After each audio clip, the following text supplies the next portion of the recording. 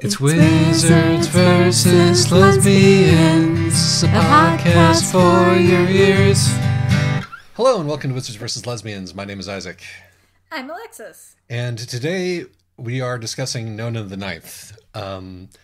It's been... Of course we are. Yes. I mean, how could we not? John keeps referring to himself as a wizard in this book. Right. And so... You know, that seems like an open invitation at this point. And there are still some lesbians involved. Although Gideon and Harrow are not quite as central in the narrative as they previously were. Yes, true. Just as a disclaimer before we get started, it's been over a month since we've recorded. The high holidays happened, and then Kiana and I went on a trip to Chicago, and then Kiana and I both got COVID.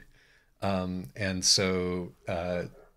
I'm mostly functional again, but if I experience larger than normal lapses in brain fog, please forgive me for that. And that being said, I will happily hand over to you to explain the plot of this book. Okay, then.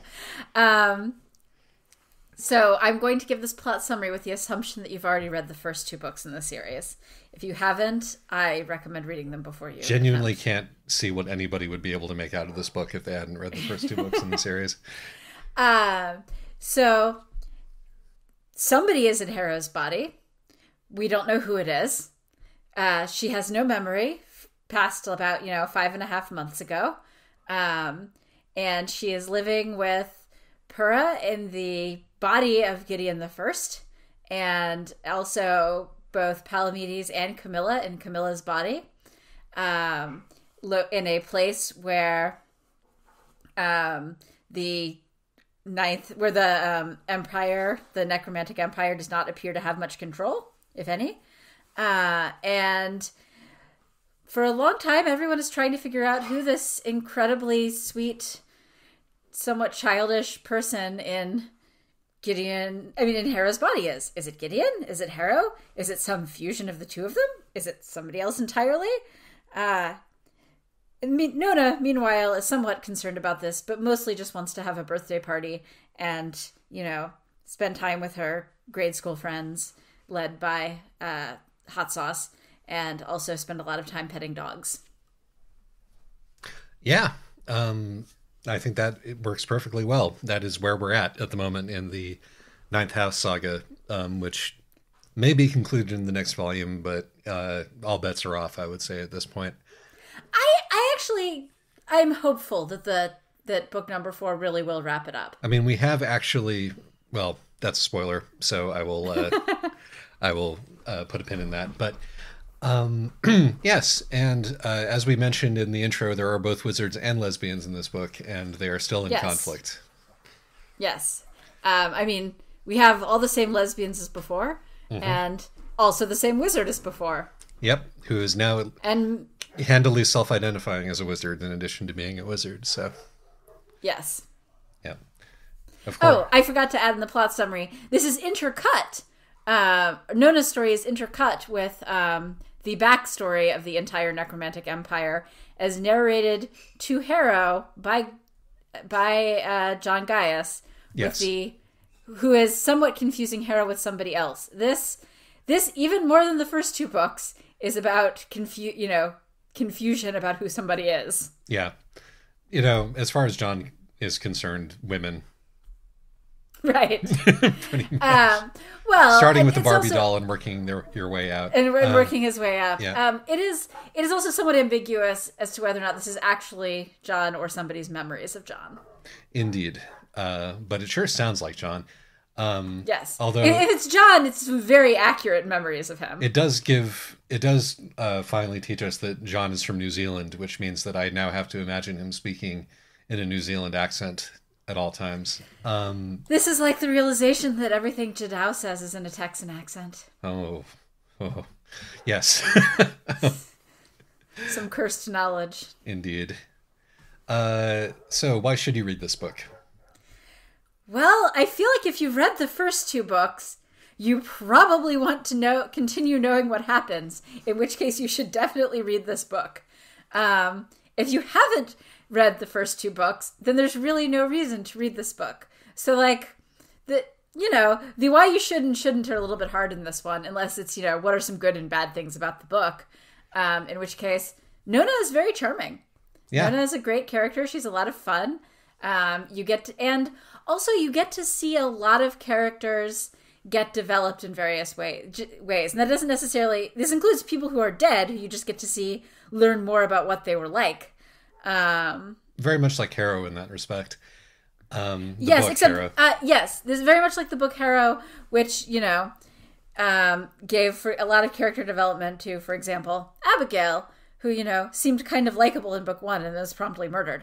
And this does similar, but you also, because you're getting to see some of the backstory of how on earth we got here, with a necromantic god king, you get to see some of what, like, Mercy Morn and Augustine were like before 10,000 years of toxicity.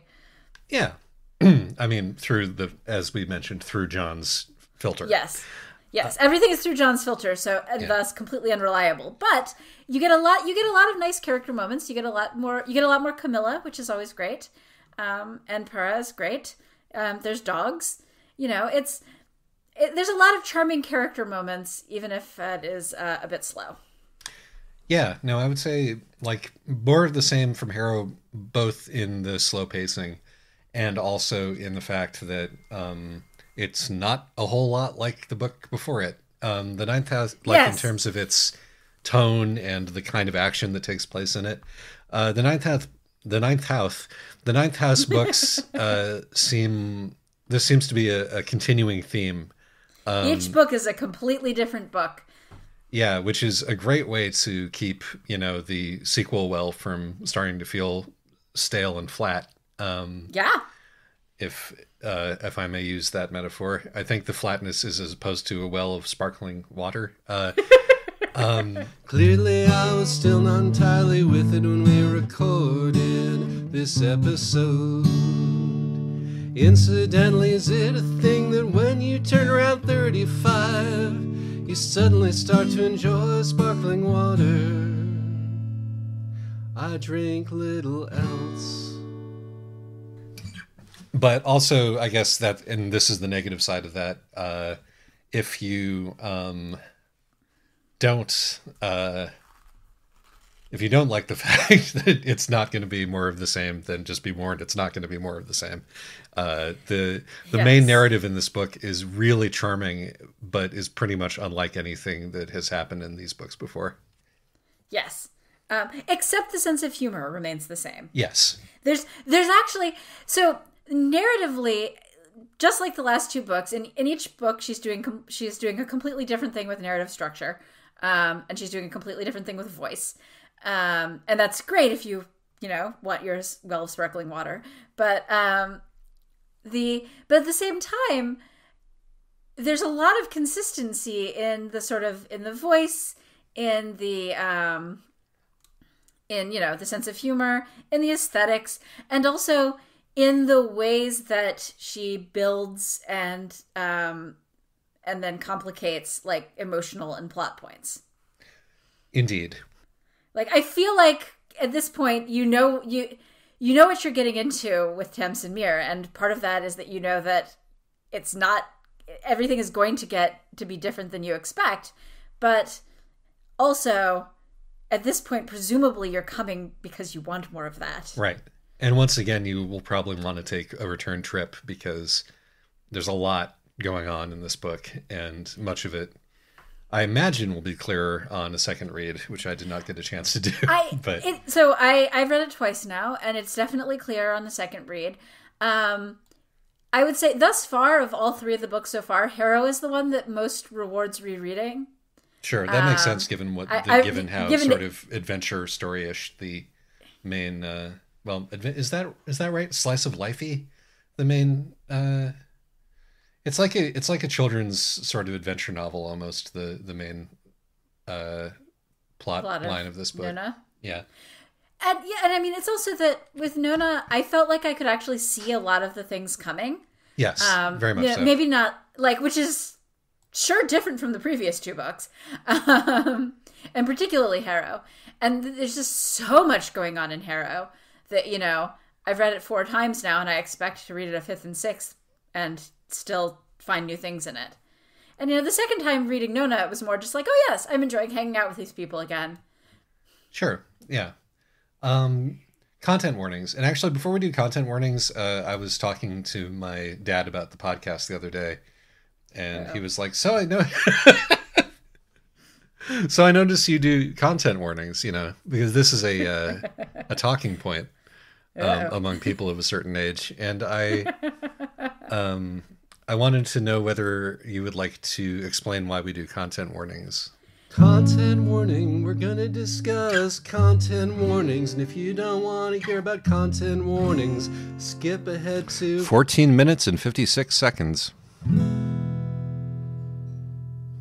Yes. So for one thing, note that we do content warnings and not trigger warnings, because triggers are much more complicated than just hearing about this thing will send me into a dissociative spiral.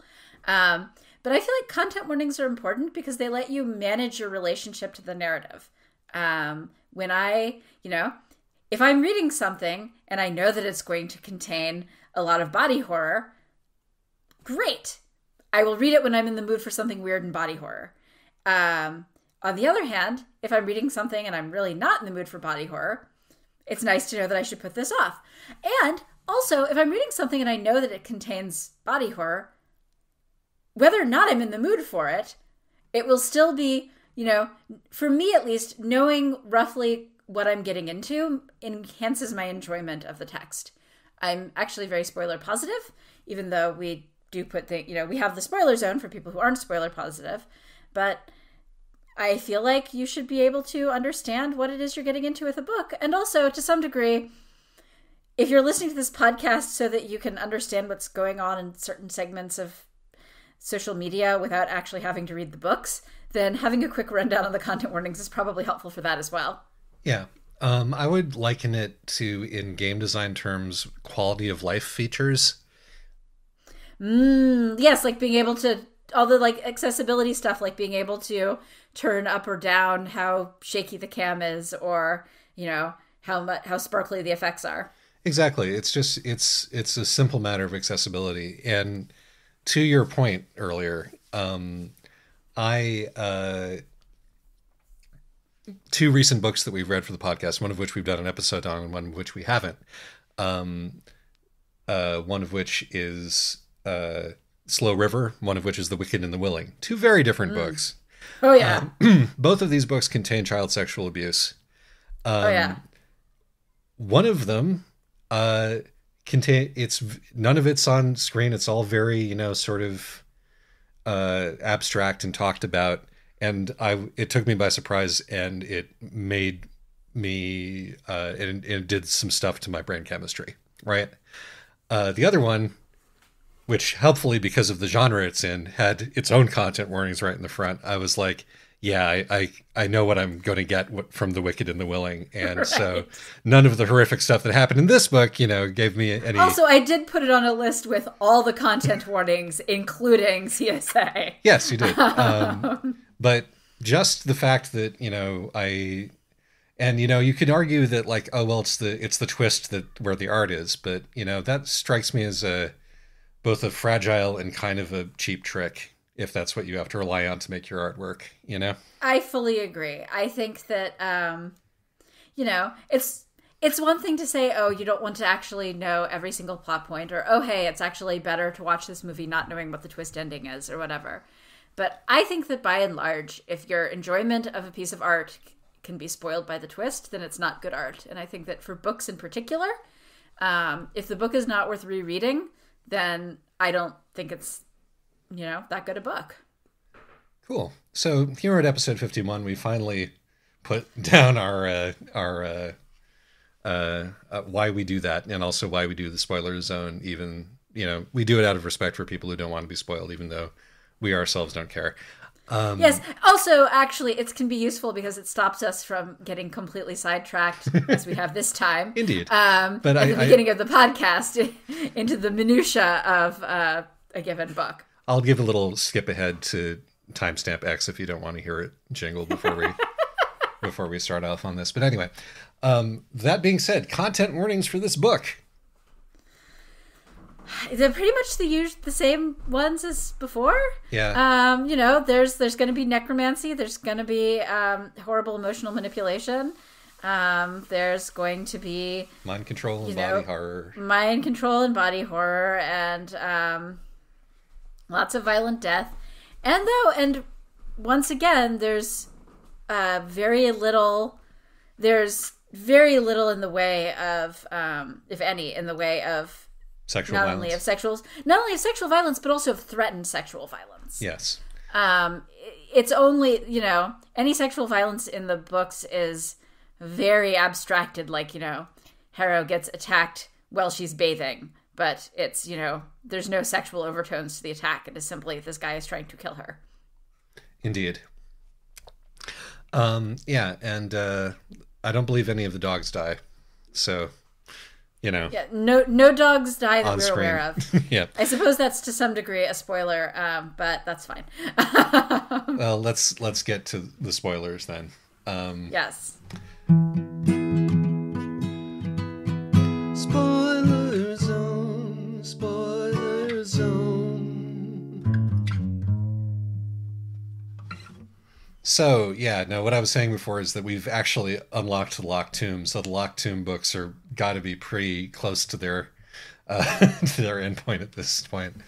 Yes. Well, and I mean, the genesis of this particular volume is that it was supposed to be part 1 of book 3, Yeah. and, and then she just kept going with it. Yes, this, of course, gives me horrific chills as a Homestuck fan. When you start expanding the first part of your last part into its own separate part.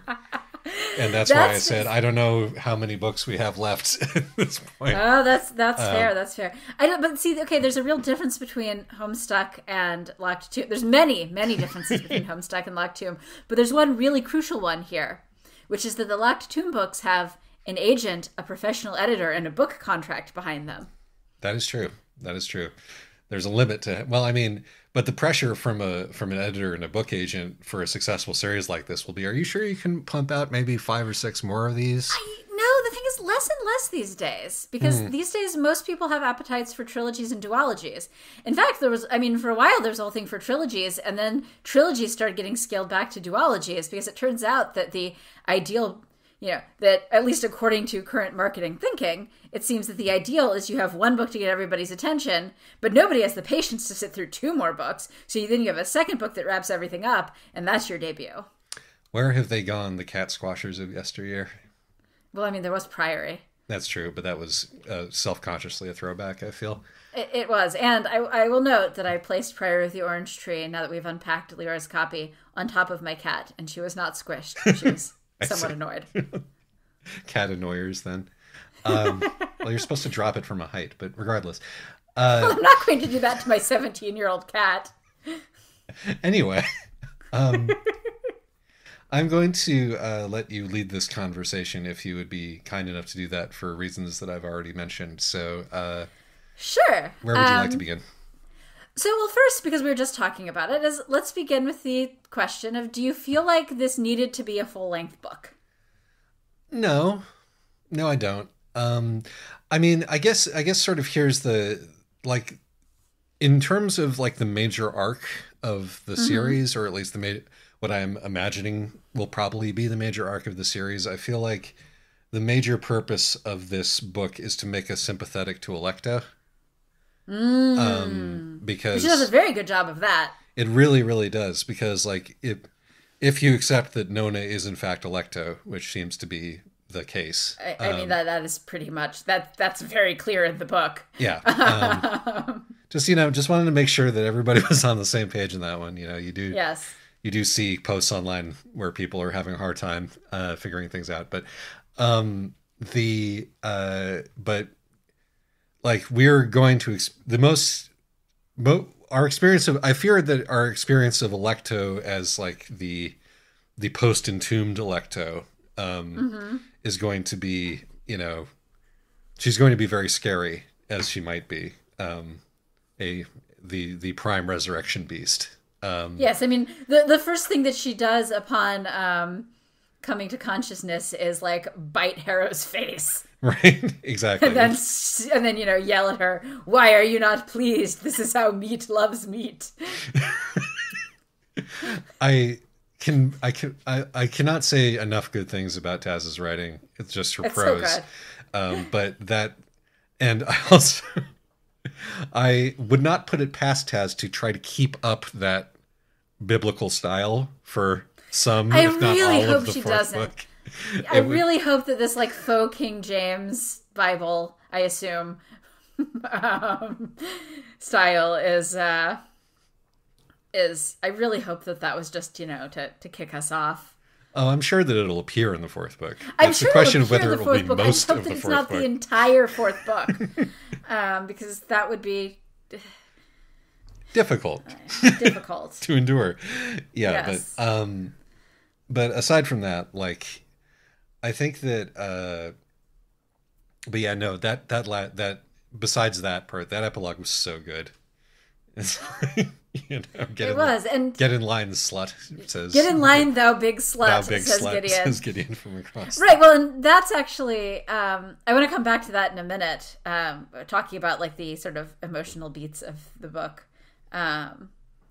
but yeah. But my point here was that Electro comes out, and she is pretty quickly established to be this scary force of nature. Mm-hmm. And so, yes, it is helpful that we also know that somewhere inside her is this sweetheart who loves dogs and has, sworn to go back somehow, no matter how terrifying her new incarnation is, and her new/old incarnation, and retrieve the Free Mustache Rides t-shirt that Pura has bought for her.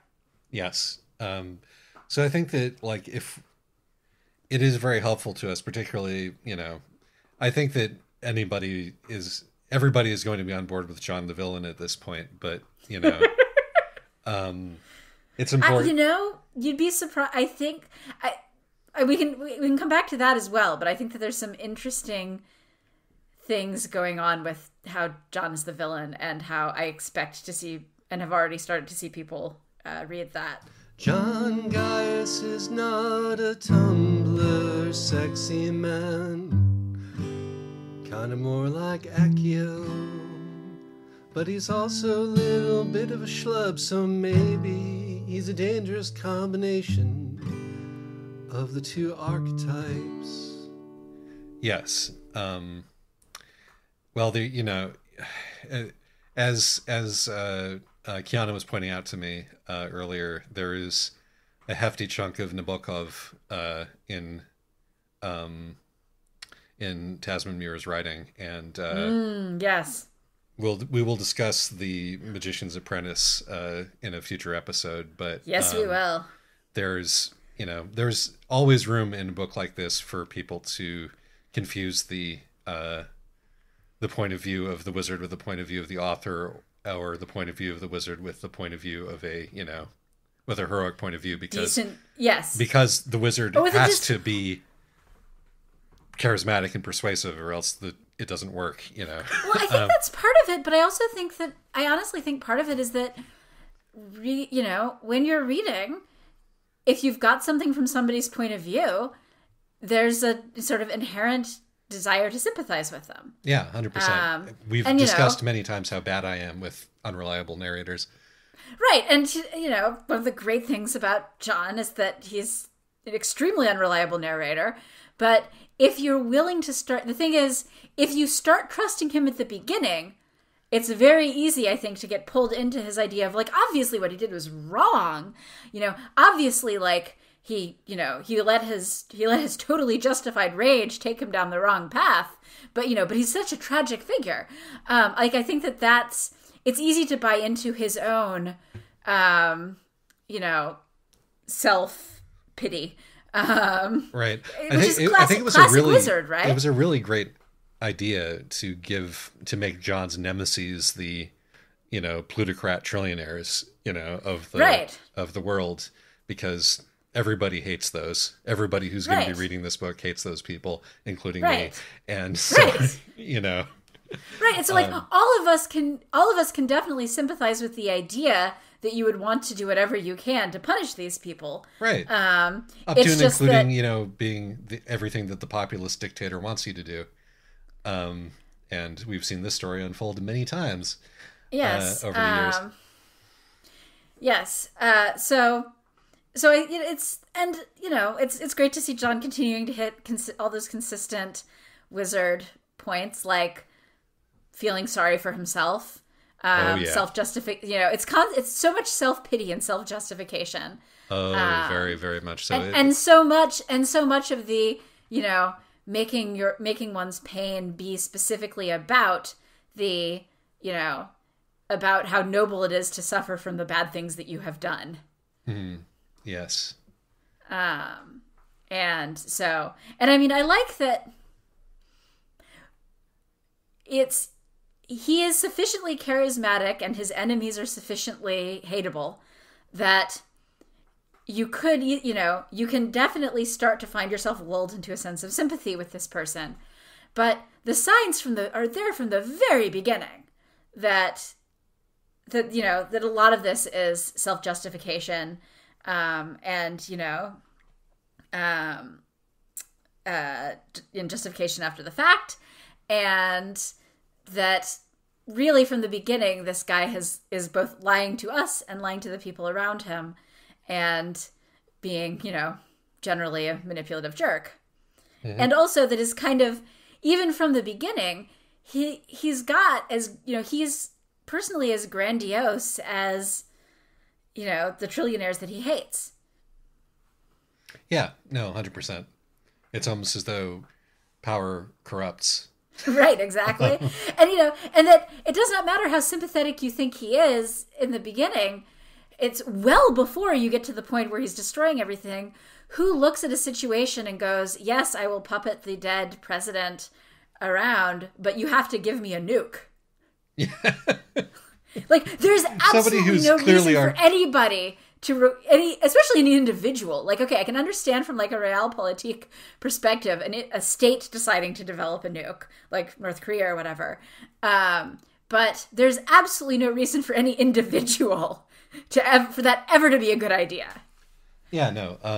I think it's pretty, reasonable to infer that John is not telling the truth about his own the development of his own intentions here in these stories, because it feels like he knew what he wanted to do way earlier than he makes it out. Right. There's this early thing where, and part of it's just that he's not ever capable of admitting that he's wrong, Mm-hmm. So there's the early thing on when Mercy Morn is like, no, don't share our proprietary technology with them. They're going to use it to build their own escape hatch and leave the rest of us on Earth. And, he, at least according to himself, goes, what? That would never happen. Mm. And then, he doesn't really even go, boy, was I wrong. He becomes so enraged. And I think, part of that is, again, very hateable enemies. But I do think part of it is just that he was wrong about something. And he cannot stand that, especially as he's becoming more and more powerful. I agree. I will also say, as a side note, that one of the things I really liked about John's segments is also just, again, the chance to see the people who eventually become the lictors and see what they were like before they did horrible things and then spent 10,000 years feeling bad about it. Mm. Because you can really see, especially Mercy and Augustine, you can really see the beginnings of the people that they become in Harrow, but they're also kinder, Yeah, like you can see Mercy Morn's anxiety attacks, and like, first of all, you can see that a lot of Mercy Morn's sort of terrible histrionics in Harrow come out of what was clearly a pretty bad anxiety disorder. Yeah, and also that you get to see, her relationship with Augustine, which was clearly one where they kind of enjoyed bickering, but didn't hate each other. One of the things I thought is really one of the reasons why I really like Mercy Morn as a character in Harrow is that she's sort of the one lictor who still retained some idea of a moral sense. this clearly doesn't make her happy, and she clearly doesn't enjoy having to act on it. But, like, she's the one person who looks at Ianthe and Harrow and goes, no, these are children. We should not be turning our children into immortal war machines. And so, getting to see that same person pre-Lictorhood and pre-nuclear destruction of the Earth going, I will not accept a generation ship that, has reproductive discrimination built into it. Yeah.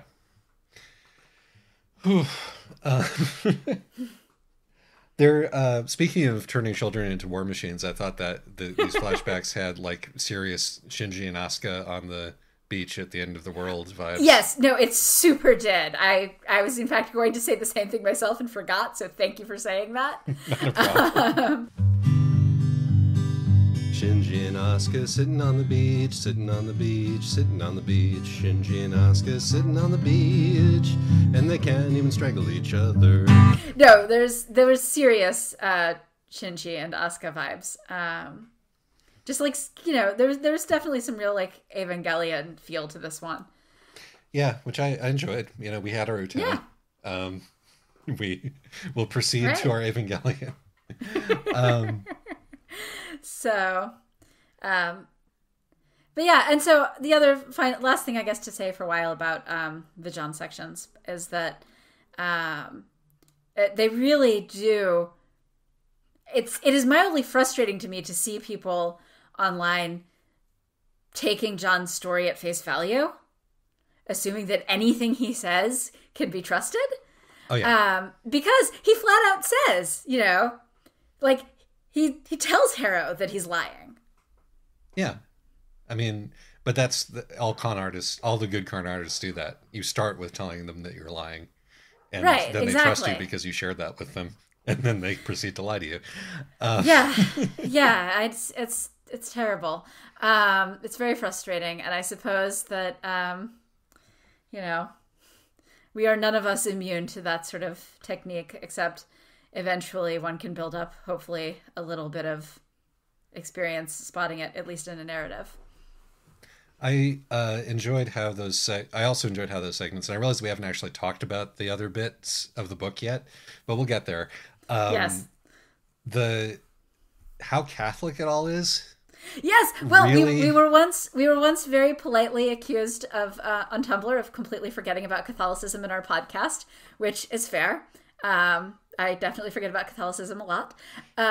This book will not let you forget about Catholicism. This book will not let you forget about Catholicism. Boy, will it not. In fact, it establishes, among other things, that, John himself was raised Catholic, at least partly. Yeah. God. But, oh, yes. No, that's right. But speaking of Catholicism, this is, another insight is that you get to see Christabel, who we know as Mercy's Cavalier and who Augustine absolutely hates because she, from his point of view, she convinced his brother to join her in a suicide pact. Right. And, you kind of got to wonder if he's got a point, because Christabel appears to be a Catholic nun who's just desperate to be committing suicide all the time. Desperation to martyr oneself is a common trait among many characters in this deeply Catholic novel. And also of Captain America from the Marvel Captain America movies. Yes, as one does.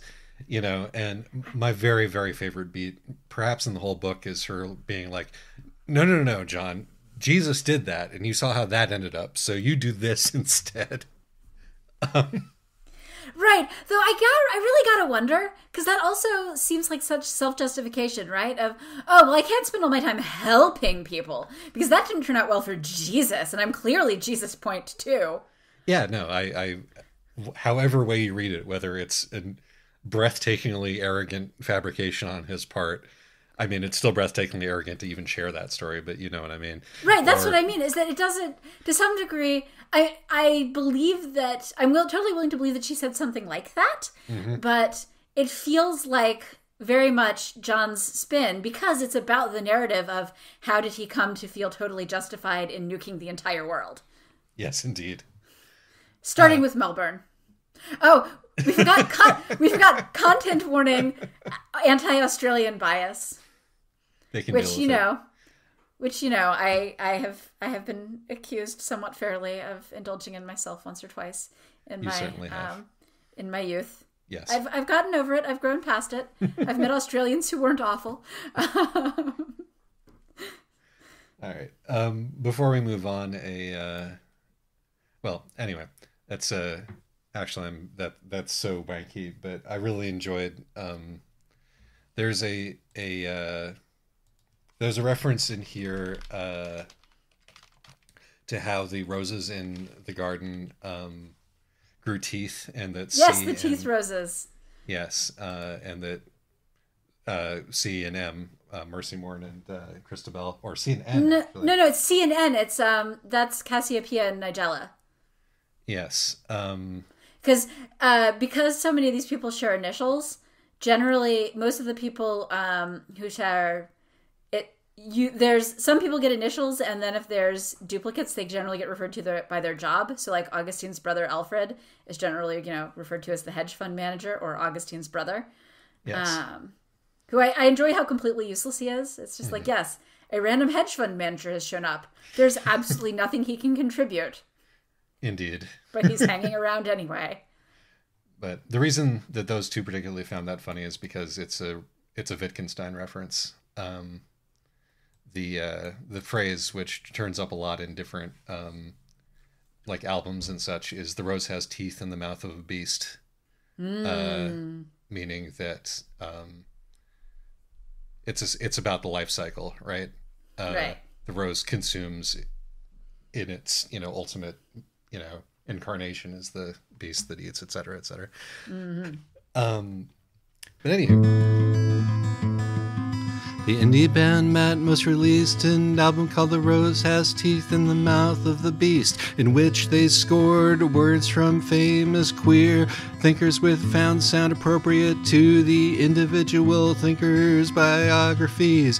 So for Wittgenstein they used roses and teeth, and for Valerie Solana's Scum Manifesto they used sounds harvested from pig organs. So let's talk about Nona herself. Yes, let's talk about Nona, because, Nona is so charming and lovable. She is, to an extent that I was like, as I was reading this, I was like, is this kind of like, are we doing like heartwarming disability porn to a certain extent here? Like, she's clearly, basically treated as though she is a person with significant learning difficulties by most people around her. She does have superpowers, empathy superpowers among others, in addition to being an immortal god beast. But right. Most people don't know she's an immortal god beast. And she is just like almost cartoonishly sunny and positive and wonderful. I was looking for the shadow, and you could say that the shadow is that she goes berserk and kills people, but like, I mean, that's a bit of a shadow, yes. It is a bit of a shadow. But no, I mean, well, part of the shadow is that she understands that she can't be this way forever. Yeah, no, she's very cognizant of the fact that this is an Edenic like idyll in the middle of all of the rest of this. And it's sort of the same one that I guess this is where one of the places where her kinship with Harrow comes from, is that, the book Harrow the Ninth was all about Harrow trying to lobotomize herself into happiness. Right. Which is one of the reasons that Nona ended up in Harrow's body in the first place. And Sort of, yeah. No, are we meant to believe that the reason that Nona ended up in Harrow's body is that Nona had been haunting, or Alecto had been haunting Harrow ever since the first encounter in the tomb, and then the impression is that there was some sort of spiritual connection formed there. Yeah. And what the actual precipitating event that pulls her out of her body is, whether Harrow's just been having weird hallucinations, or whether Alecto's been actually haunting her.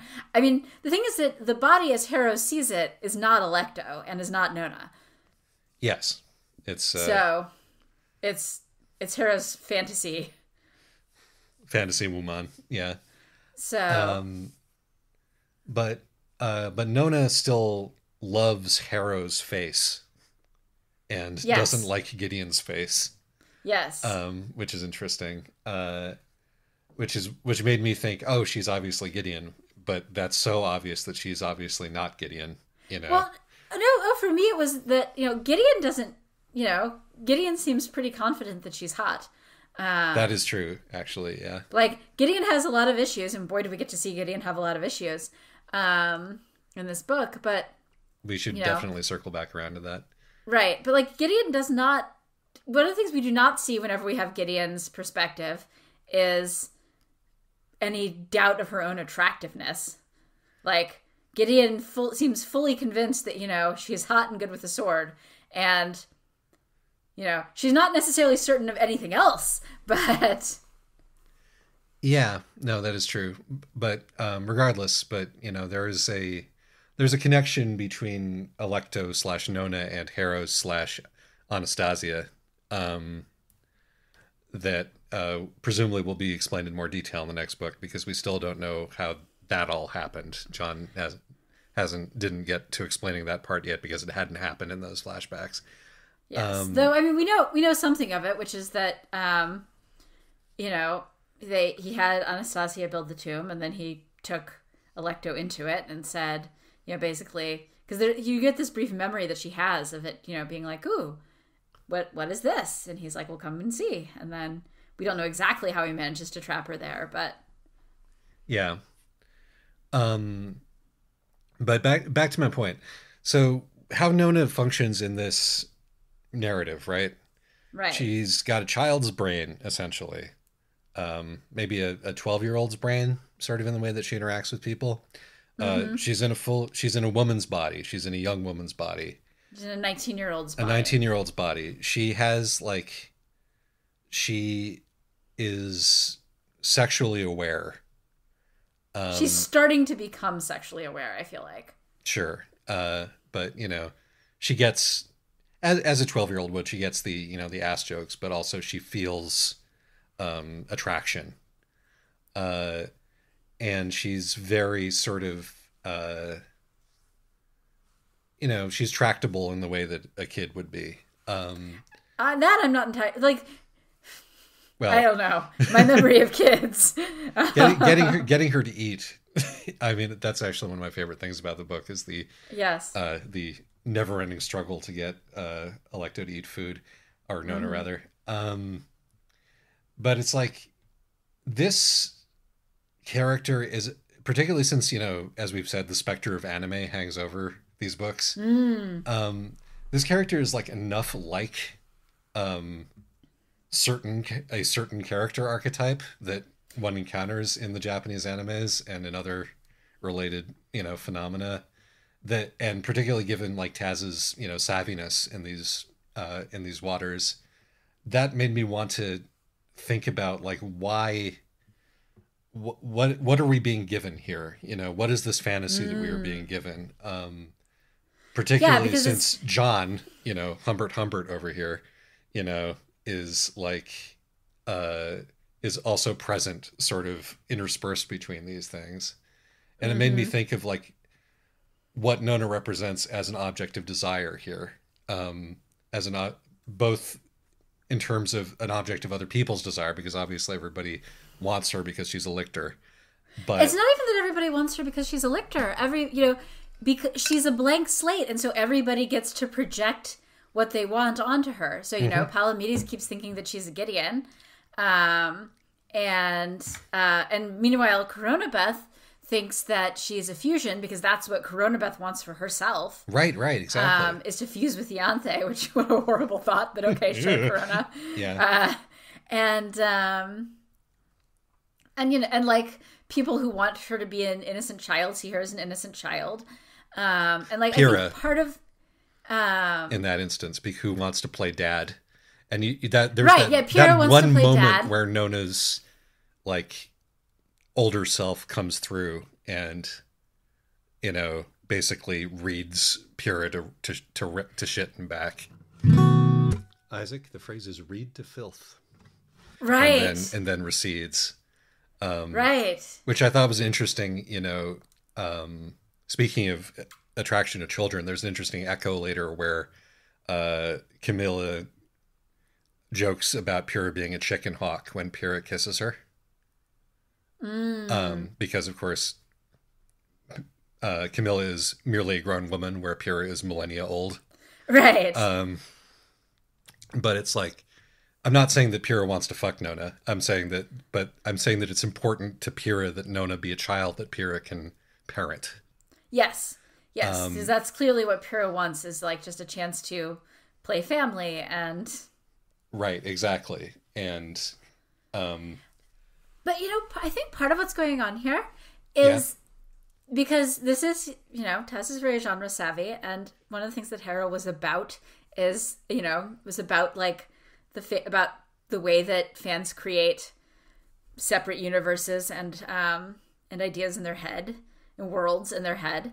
And this is somewhat, it's not your domestic AU, but these books are very much a conversation with fanfic. And this is very much what if they could all live together and be a happy family?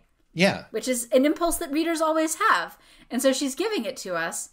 Not every reader, obviously, but like, this is an impulse that you will see fandom develop for any book that has, any emotional difficulty in it whatsoever. And that, and she gives it to us, and then she goes, okay, but yeah, this can't last. Yeah. Yeah. No, you're definitely right about that. It also sort of strikes me, I think that there is I'm going to zoom way back here and be, because you kind of have to, but in a way that you could read John as like the dude, the wizard, the man, the masculine figure in this book. That guy. That guy. John is so that guy in so many different ways. That guy. You could read Nona as femininity, all woman, and the various roles that she's being asked to play for different people in this book are, sort of, you could view them as like incarnations of the women that the role that women are meant to play. And of course she is Mother Earth, Right. Which John fucked. Yes. And so, I think that, you can, and it's like playing these roles is, can be fun. It can be joyful. Like Nona clearly treasures this. I would say that it's not, I do not read Nona as being the, this sort of idealized incarnation of femininity. I think that she's this idealized, she's this moe, idealization, like idealized nostalgia of a childhood that never existed. And that the two things are often conflated. The thing is that tends to be feminized, especially in anime and manga, where there's a ton of, salary man gets stuck with a daughter, gets stuck raising a little girl. So like that is often feminized, but I think that it is feminized because innocence is feminized. It's not feminine because all femininity is innocent, if that makes sense. Yeah. No, I mean, certainly the author does not think that is true. No, but I think that even in the narrative, because the thing is, we really don't see Nona get treated as a sexual being.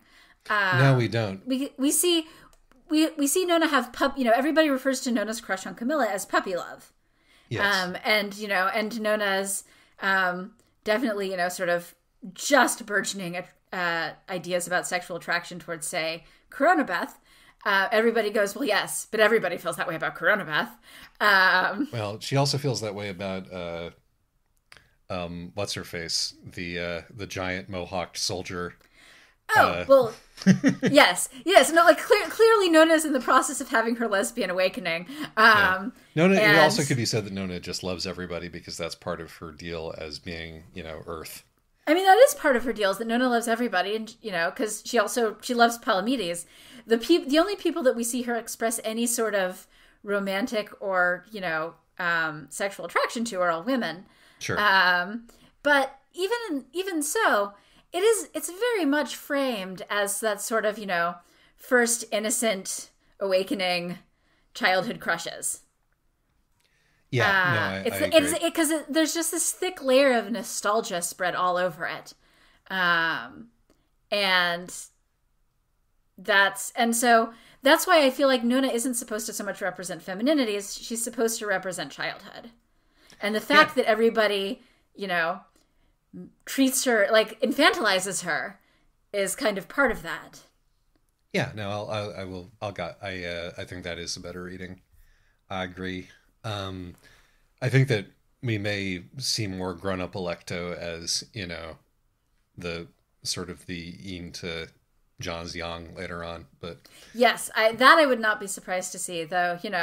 I do really appreciate that grown-up Electo immediately shows up, and again, first she bites Harrow's face, and then she goes and stabs John. Yeah, I imagine that that her having been Nona will also be very important later on. I have to admit, this is pure fanish self-indulgence, but I do want to see her go back for that t-shirt.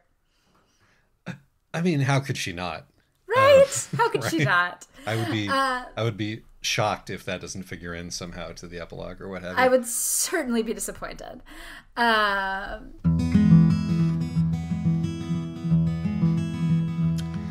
So known as a tabula rasa, innocence personified, and everyone projects the thing they want on that blank slate.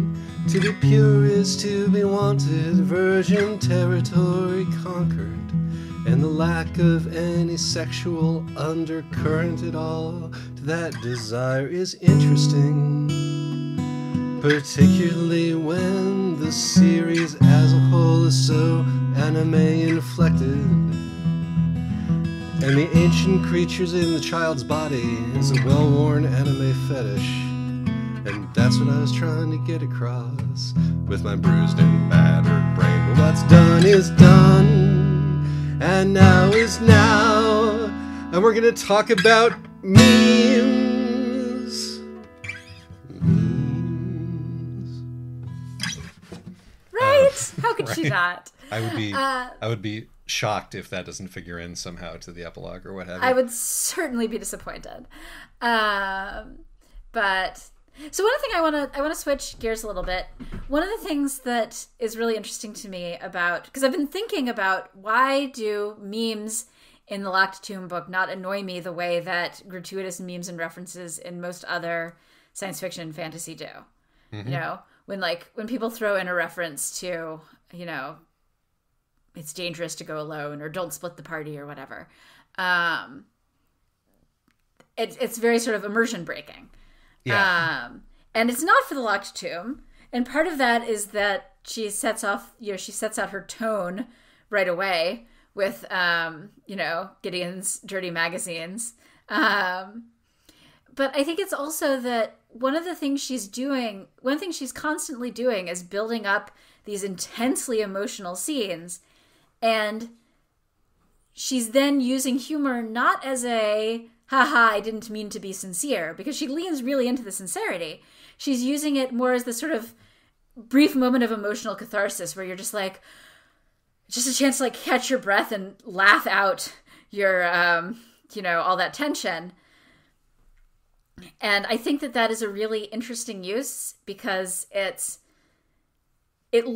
superficially, it looks like the use of irony and humor to deflect any sincerity. But the sincere points are so sincere that I don't think that you can treat it that way.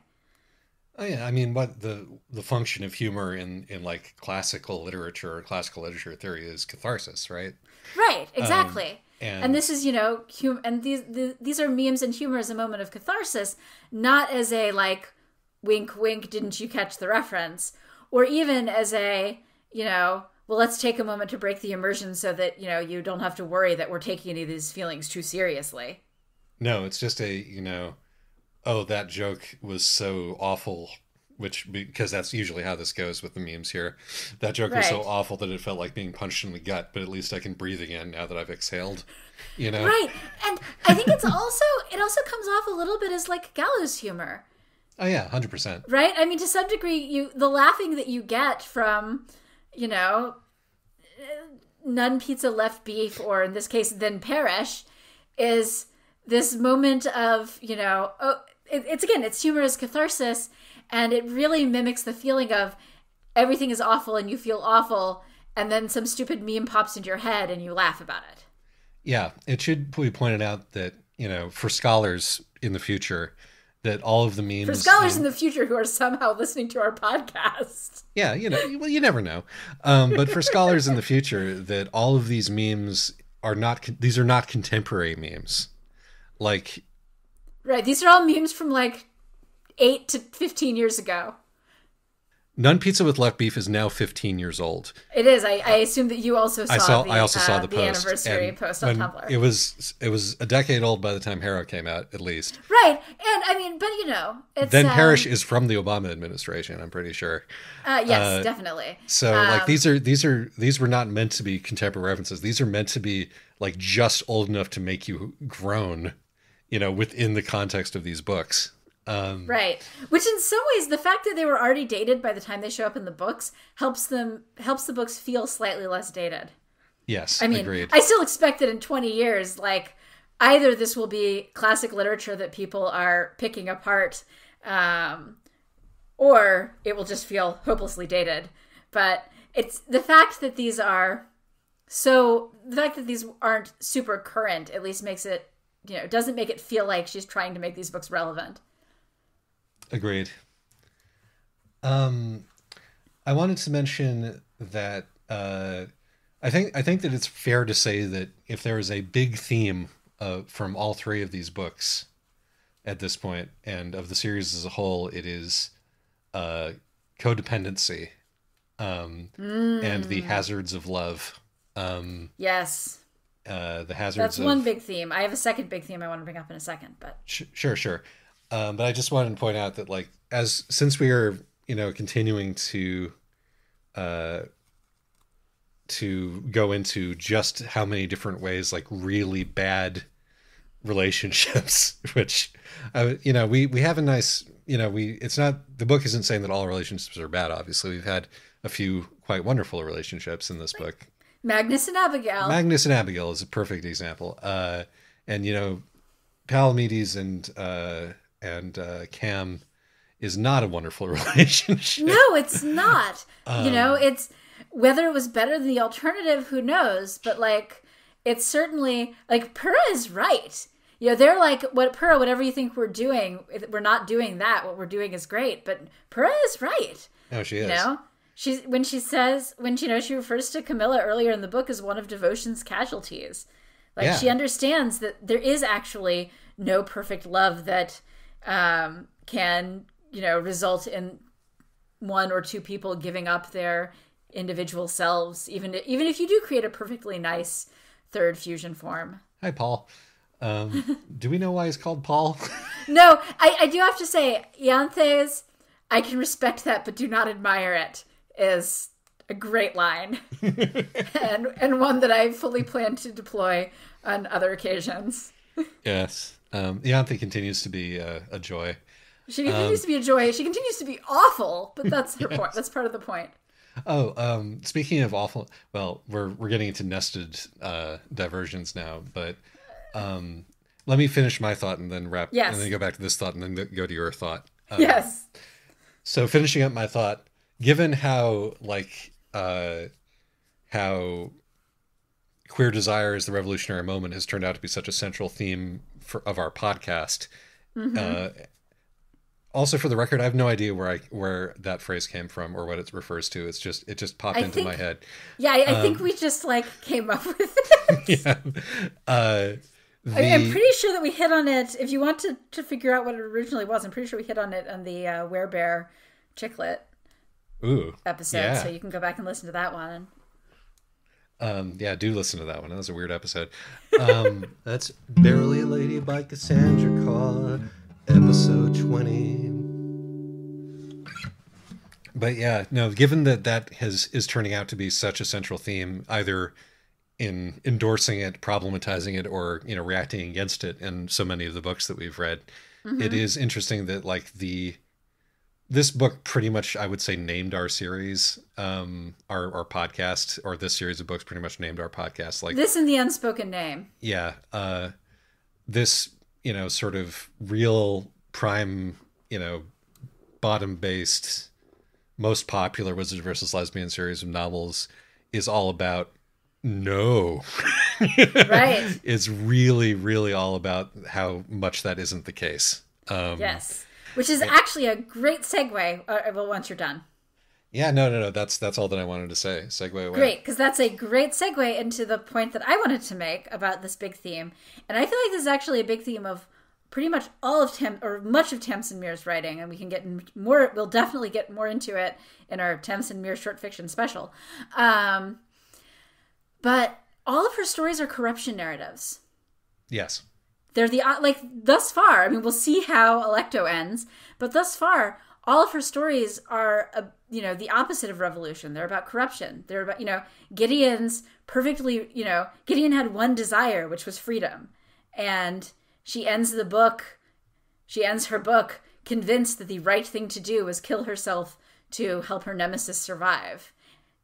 Yes, and is now instantly a zombie soldier. Yes, and is now a zombie soldier, and also apparently the saddest girl in the universe, according to Nona.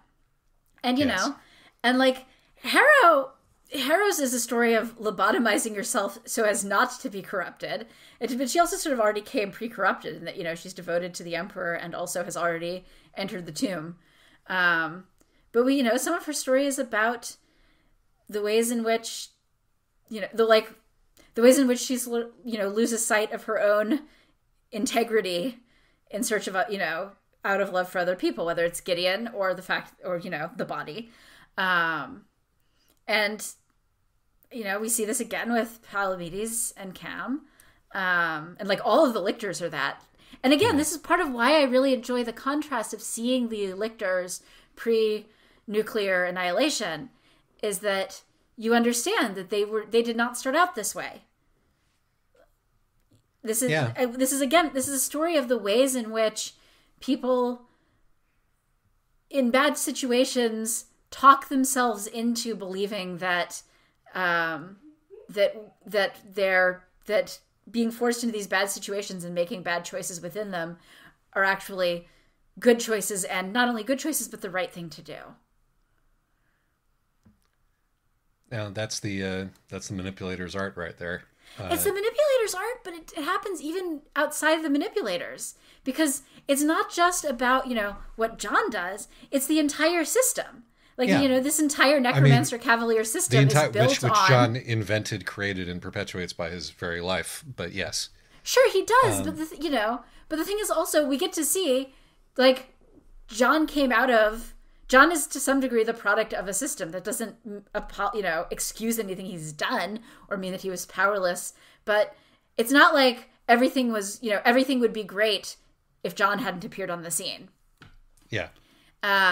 It's that, anytime you have these systems of power dynamics, it is real easy to convince people, it's real easy to convince people who aren't in power that their helplessness and the sacrifices that they make for other people are, to convince them that what they're doing is, the right thing and inherently good. And even, Gideon tells Hera that what she's doing is selfish. That, killing herself for Harrow's sake is a selfish act of Gideon's and unkind to Harrow. Because she's so, that's the wizard narrative, but internalized. Yeah, no, I'm with you on that. Speaking of the world as it was and the systems that brought us to that point, how does knowing that the Trillionaires were the foundation of Blood of Eden, the extremely Catholic terrorist organization, how does that change your opinion of them or your feeling about them or your read of them? The thing is, I actually expected that from the beginning, because there's this throwaway line in Harrow where John, where somebody asks who are Blood of Eden, and John says, make some comment about if you throw something away, you can't be sad about it.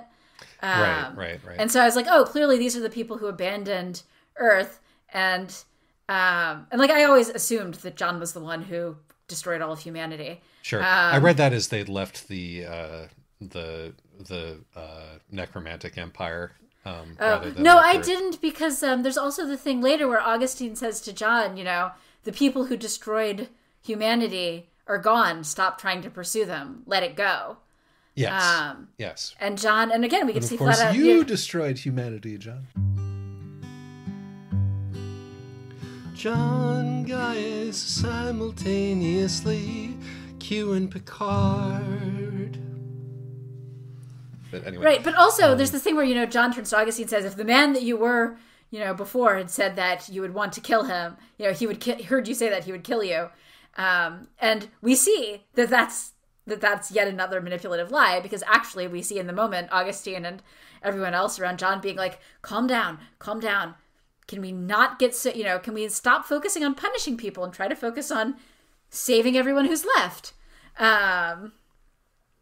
But because of that, it did not surprise me at all that Blood of Eden were, the remnants of whatever awful people had escaped. And I sort of assumed that they'd escaped, that John was mad at them for having escaped the effects of global warming and stuff like that. So, knowing that they're the Elon Musks of the... Because the other thing is, they're not, right? They're the descendants of the Elon Musks of the world. They're the long-term descendants. You do not actually get to hold against people, who are, at this point, in no way benefiting from the, yes, they've been spending millennia as space refugees at this point. Right. Well, they've been spending millennia as space terrorists who are infiltrating space refugees. Yes. Because we see a lot of the people. But where did the space planet, refugees come from, if not from? Well, we see a lot of the people on the planet. These are space refugees where the Empire has come in, has found this planet of escaped, of the long, 5,000-year descendants of the escaped billionaires.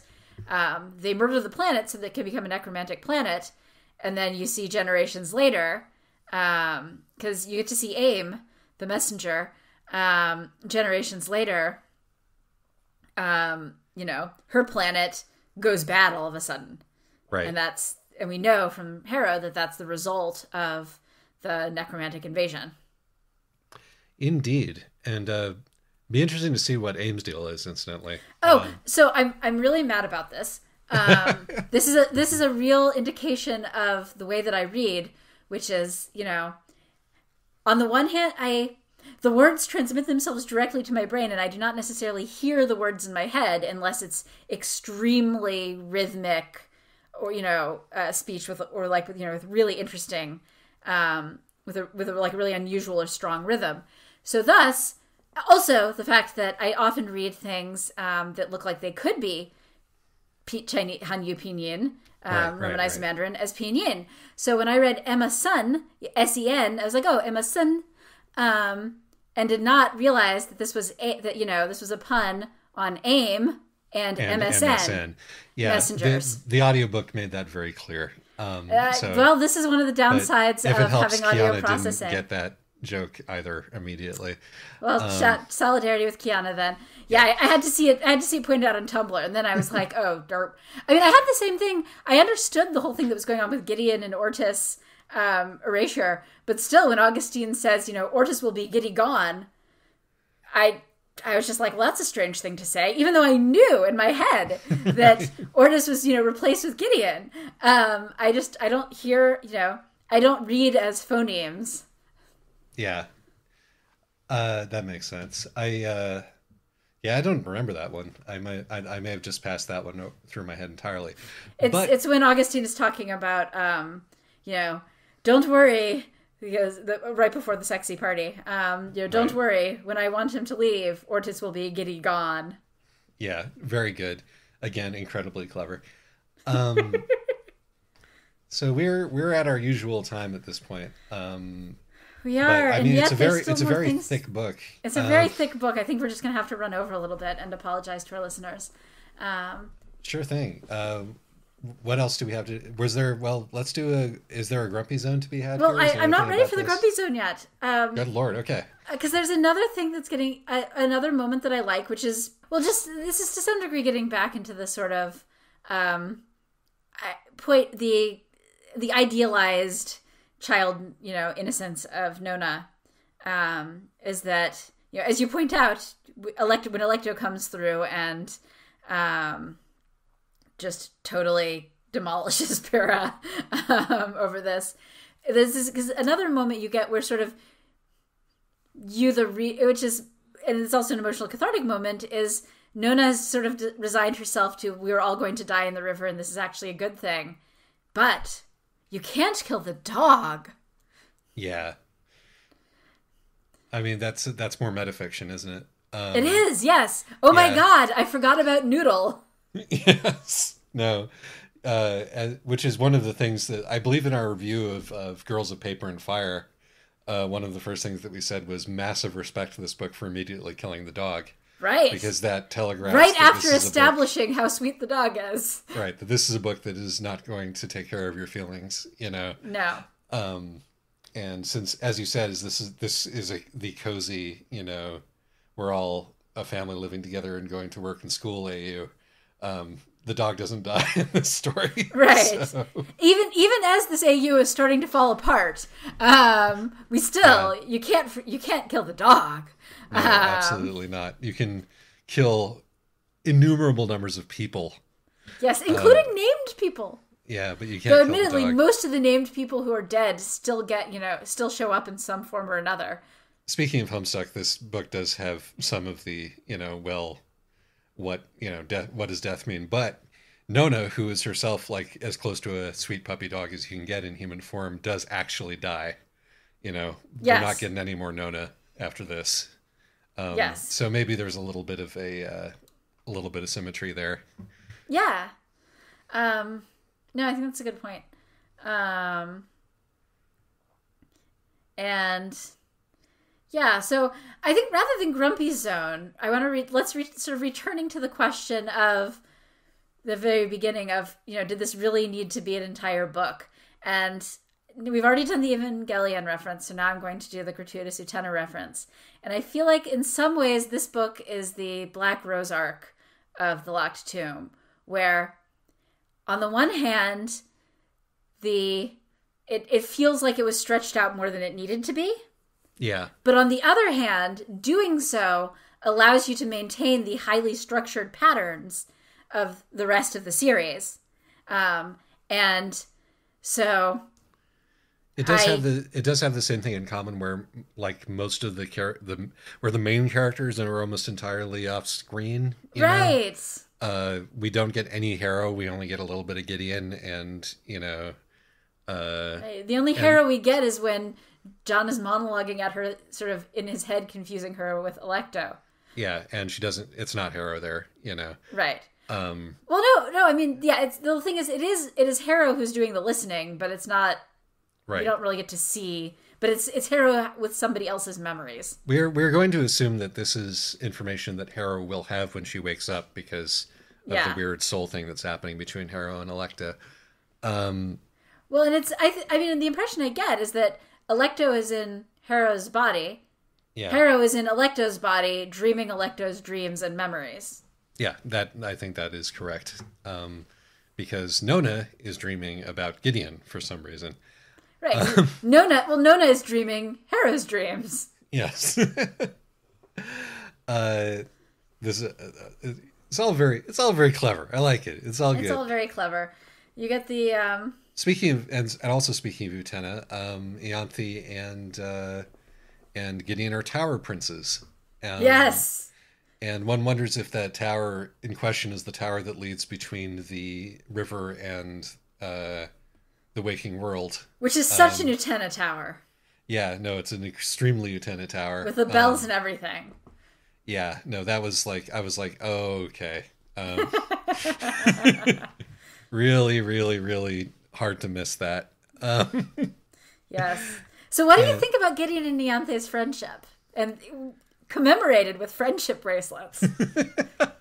I thought that was like, I mean, I thought that was kind of like a little bit out of left field. B, I loved that it was treated like such a horrific plot development that, it's a chapter-ending bombshell when Those are friendship bracelets. exactly I thought was really, really funny.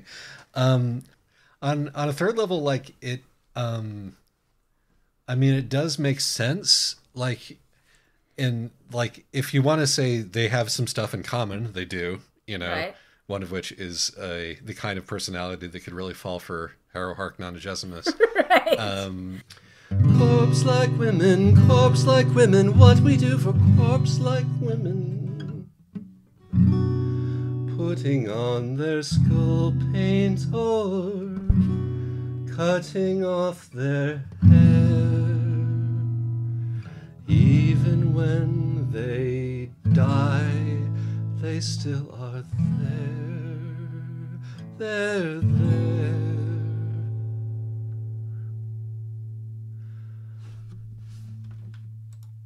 How seldom it is one meets a fellow spirit with fellow tastes, in women at least. One of which is being a bastard and a badass. They both love being strong.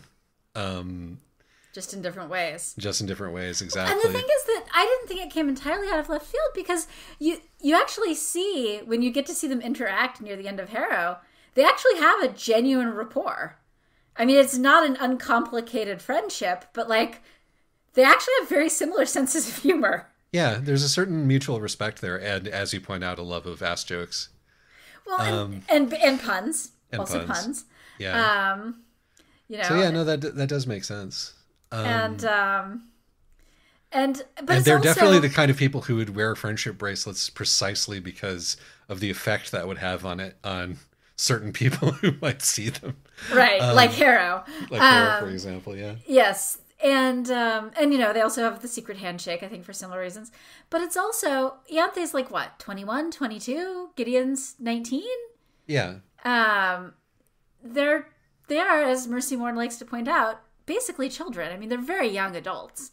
And they've basically been completely isolated and living with this manipulative mastermind who's too depressed to bother doing, full-scale manipulation, and is instead sleeping his way through his military chain of command, which I suppose to some degree does constitute, a form of sexual assault. So there you go. There you go. It's way not off like screen, though. Grand Admiral Sarpedon is in any position to say no. It's true.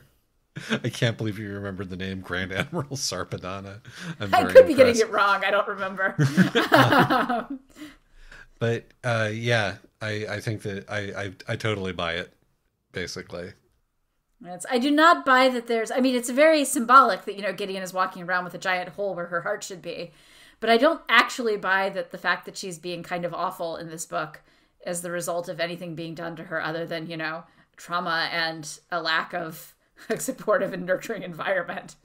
Yeah. No, her personality hasn't changed so much as we're just, viewing it from the outside in this book. Yeah, I mean, she was kinder to, for example, the horrible teens. Even if she but considered also them horrible teens. Authority. Right. She's been given now authority. She finally has authority. Yeah. Of course, we do see that it's not actually making her happy when she finally gets to, realize her lifelong goal of murdering Crux. Well, as long as we're talking about anime, walking around with a hole in your heart, that's what Anthe does in the Utena movie. Right. Yeah. But, it's actually, and I thought, there's another example of how everybody in all of these books is an unreliable narrator, is that one of the things that you get very from the beginning is that absolutely nobody loves Gideon, not even Aiglamene, who's just sort of doesn't really care about her, but will at least indulge her. But you kind of, you actually get to see that just by how sad and angry Aiglamene is to see that they murdered Gideon and turned her into a zombie. There's this indication that had Gideon not been so susceptible to the idea that nobody loved her, which was, drilled into her head by Harrow and Harrow's parents. Yeah. And led to her monomaniacal obsession with Harrow. And so, and so on. Actually, and so there on, was and this so on. person Yeah. who is not like a great parental figure, but who genuinely does seem to care about Harrow about Gideon and see her as a, and like act in a quasi-parental role. Incidentally, as long as we're talking about that last sequence, what's his face? The seneschal. Crux, yeah, who Gideon murders. Yeah, I can only imagine that the reason we get so much of him in this book is that he's really fun to write, and that she didn't get enough of him to write in the first book because he's only in like the first scene of the first book, and so. I mean, I think that's part of it, but I also, he does serve some useful narrative purposes. For one thing that he establishes is that most people love Harrow for her position, but as we get to see in the AUs,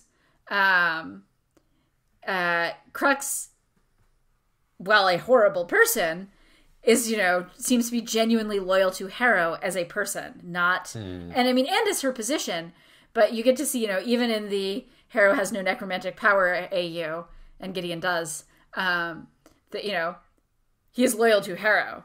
And the fact that, Gideon gets to, because she also gets to realize her fantasy of coming back and being like, actually, you thought I was nobody important. Actually, God is my dad. And, right. Crux, and of course, whether or not Crux is saying that specifically because he hates Gideon and wants to make her feel bad, or because he's specifically trying to provoke her into killing him so that, they can save Harrow, is left ambiguous, but probably both. He doesn't seem like a pleasant person. No. Not winning any Dad of the Year awards is Crux. Yeah. Yeah, no, wish fulfillment was for me the big theme. Like that's right. Was like the first note that I put down actually is like my first note is the eternal struggle of making the child eat, and my second note on this book is deep wish fulfillment and getting another chance. Which I actually had by the wrong end of the stick because I thought this was Harrow Gideon trying to have a happy childhood, which did not turn out to be the case. But it is about, I think that this is really about the dangers of wish fulfillment. Yeah, it really is. Like you see Corona's longing to merge with Ianthe, and then you get to see like Cam and Palamedes merge, and Nona's right. It's a tragedy. This is not a perfect love. Like these two people are dead now. Yeah, there's this guy here. There's this guy here. We're sure he's perfectly nice, but and I enjoyed, we didn't get to see a lot of her, but I enjoy that, like, getting to see Corona Beth actually start to grow a little bit as a person. Like, she gets enough self-awareness of her own deep-rooted issues that she's able to somewhat withstand being reunited with Ianthe and still stick to her mission. It would be nice. I always had a soft spot for Corona, honestly. But everybody has a soft spot for Corona. She's beautiful, charismatic, and funny. Well, I normally don't really like characters like that. Right. Well, she's beautiful, charismatic, and funny for the people who like that. And for the people who don't, she's also, a deeply wounded, needy person. Yeah. No, for the people who like that. Exactly. She's a thing for all seasons. She's a thing for all seasons, which is probably her personal tragedy and why it's taking her this long to to well, and grow yes, as a person. And it's also why, as she herself points out, she gets obsessed with anybody who rejects her. Right. 100%. And I think that her self-realization that is her tragic flaw is how she's how she's able to disprove Camilla's assertion that, Ianthe is going to see right through her.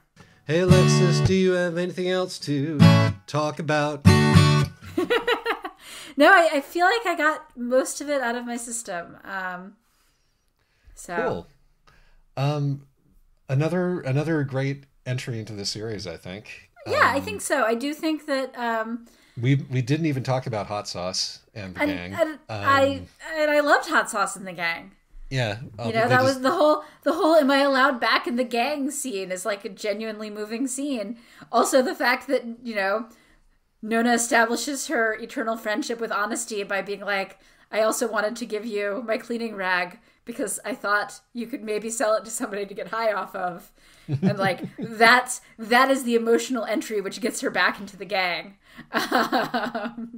That gets Honesty on her side, and thus actually, and this insight comes via Leora, but that everybody in her gang has weird names because Nona understands every language. Yes. So she's hearing the names in their original language, except for Kevin. Yeah, no, that I got. Because there's one point where it's like, why are you calling, I forget who it was, but why are you calling, Brilliant Dawn, when their name's Brilliant Dawn? And Nona was like, because it's Brilliant Dawn. And so right. I missed that point. But Hot Sauce's name really is Hot Sauce. Hot Sauce's name really is Hot Sauce because everybody else also calls her Hot Sauce and comments on how weird it is that her name is Hot Sauce. Yes. And it turns out that her name is Hot Sauce because she really likes hot sauce, not because she was burned horribly in a fire. Right. Which is great, Yep. No, it's a long book. It's actually one of the longer books that we've done for this podcast. It is, but it doesn't feel long. It feels slow, but it doesn't feel long. Slow, but not long, yeah. And it does not feel nearly as long as it is, and it is jam-packed with fun and funny stuff. And there's still so much that we didn't get to. I'm on this train until we run out of fun and funny stuff. Well, I'm certainly on this train for one more book. We'll see if this does fulfill your Homestuck Doom prophecies. One can only hope. One can write sigils on the wall to keep the evil out. Yes, because I would like to read her next book, which is apparently like a lesbian gunslinger in space or something. I mean, everybody should get to write at least one of those, as far as I'm concerned. And just people should get to write different things. Just another note. A shout out to Maura Quirk for being a tremendously good audiobook narrator, the best that I've encountered on this. She really is. I mean, not that I listen to audiobooks, but people have posted clips. I've done like little animations to clips of the audiobook, and she's very good. And like she does, she's done John's voice in this sort of like very middle class English way, and how she gets around it is that she just has a little trace of New Zealand come into his voice particularly when he's reminiscing about the old days in the flashbacks. So like he's lost his accent over years, probably intentionally. And I thought nicely done. So I just wanted to give Quirk a shout out for that. Yes, I do like the idea that the language. I like that they established that there's multiple languages now, because of course there are. It's 10,000 years later. Right. But of course, clearly house is derived from New Zealand accented English. Oh, actually, so one more thing to close out on, I guess, is just, rounding out the John is absolutely that guy and is awful, is his self-justification for why he resurrects everybody with no memory of, well, I just want to spare them the trauma. He's such a kind man, a kind and thoughtful man. Well, he eventually remembers that... but it's also like tea. Right, but it's also a great echo of when Harrow, confesses that she's the product of a war crime, and John, goes, nobody has to know. Yeah, I remember we talked about that in our in the Harrow episode. It's just like, I mean, I have been in a place in my life where the major where my major focus was not doing bad things, but managing who knew about which bad things I had done. And, there but for the grace of God. That's all I want to say. So not that, we're in any way comparing. No. I've neither murdered nor... No. Oh, I was just saying, right. not that we're in any way comparing, Emperor John Gaius to actual God. He likes, He loves being God, but I'm not even sure that even he believes that he's God. I think that part of why he wears that stupid crown everywhere is to remind himself that he's supposed to be God. Well, and to make it, to remind everyone around him to treat him as God, because I think, otherwise he, deep down inside, he knows that he's just a guy. Yeah, that is it. He's just that guy. And you give any guy enough power. But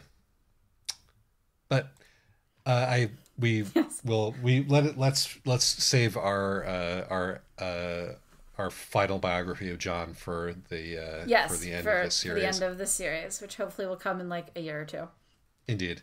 But until then, next episode is going to be which? The Wicked and the Willing at this point? I believe it's The Wicked and the Willing at this point. Yes, it's cool. The Wicked and the Willing. Awesome. And this will be our first piece of erotica that we've done for this book, and I'm absolutely buzzing to talk about this one because I've never read a book quite like it. Right? That's why I put it on there, and then I was like, do I want to make Isaac read through a lot of stuff? But by the time I'd taken it off the list, you'd already read it. You were like, no, put it back on the list. It's really well written. It is. Among other things. It's a weirdly compelling work, and so it will be fun to talk about it next time. Indeed. But until then. Bye-bye.